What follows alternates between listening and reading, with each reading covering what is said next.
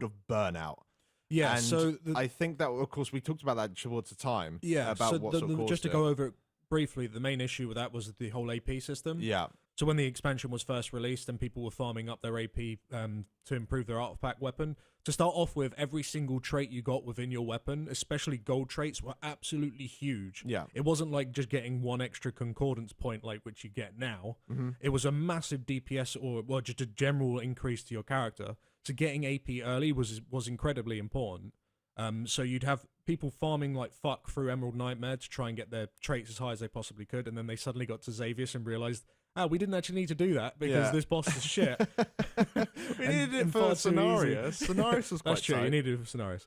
And then, of course, you needed to farm again going into TOV, which most people didn't do. They just played sort of at a level where, you know, you just log in every day, do your emissaries, and that's about it. Maybe like a Mythic normal Plus or player two. would do. Yeah. Maybe do Mythic Plus here and there.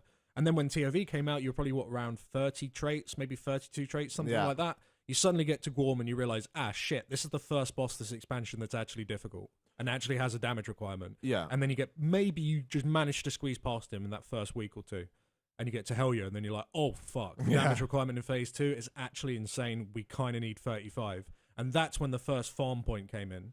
Well, if you remember, we actually stopped our raiding. We stopped raiding for 3 whole days just so the entire guild could get 35 traits. There were like 2 or 3 people that already had 35, but those guys were farming Mythic